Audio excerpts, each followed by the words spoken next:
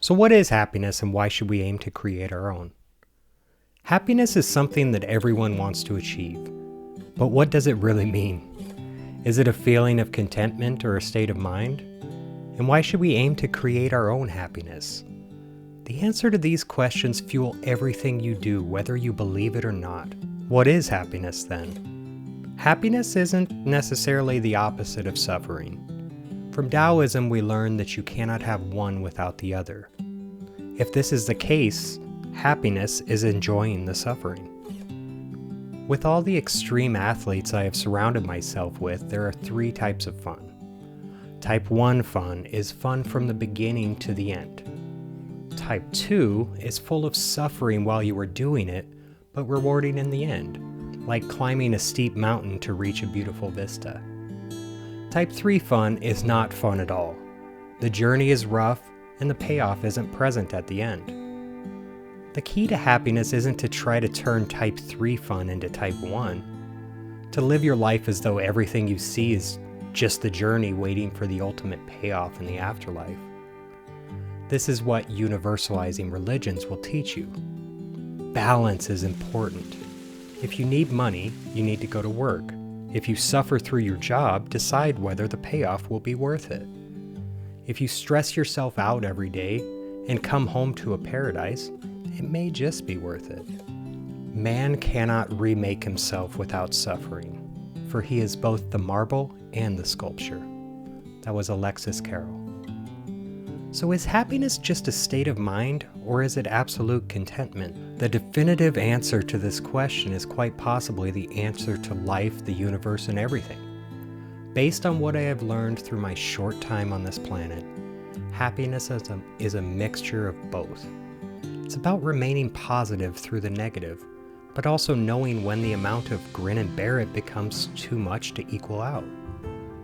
Maybe happiness is found in the moment when you answer that calculation, when you quit your job, or when you realize that your partner is not right for you. In Christianity, your happiness is flowing from God.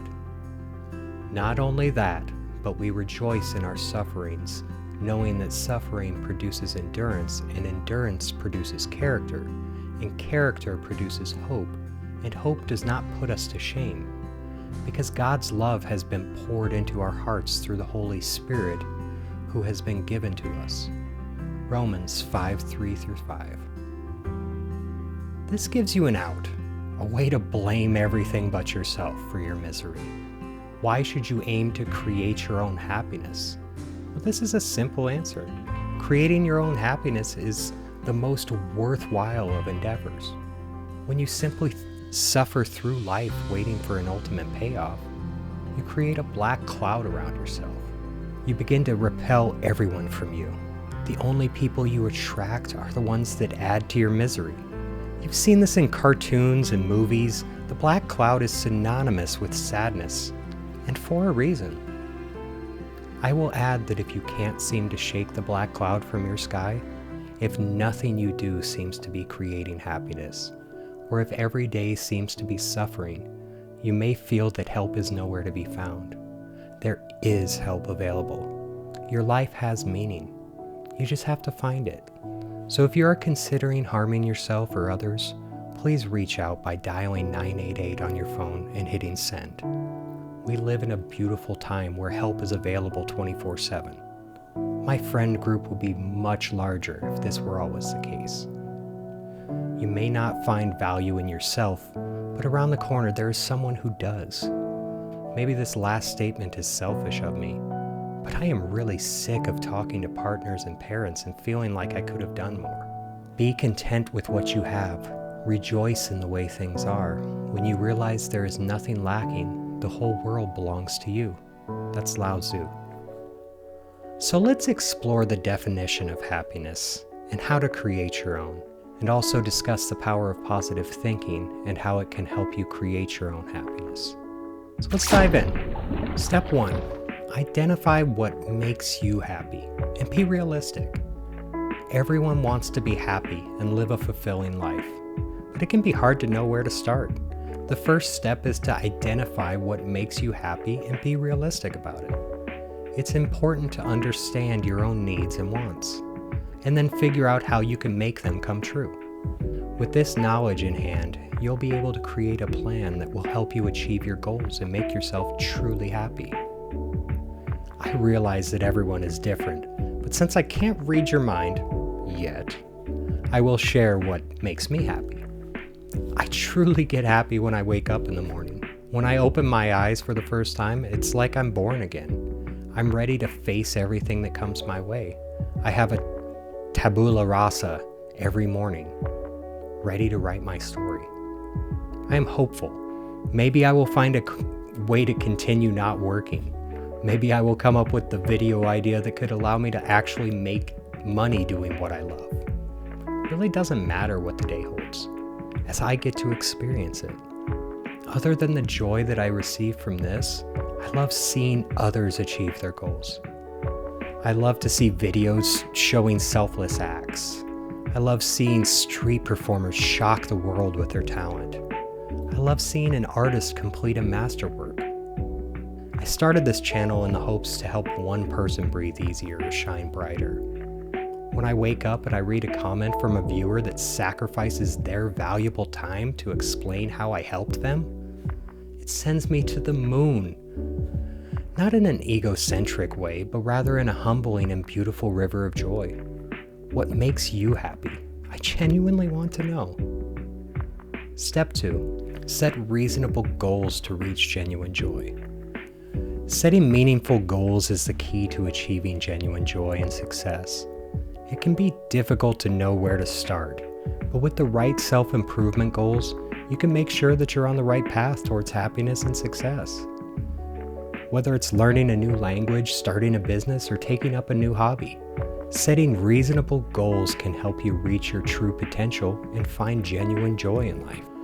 Again, I don't have your goals in mind. Not because I don't care, but because I don't know them.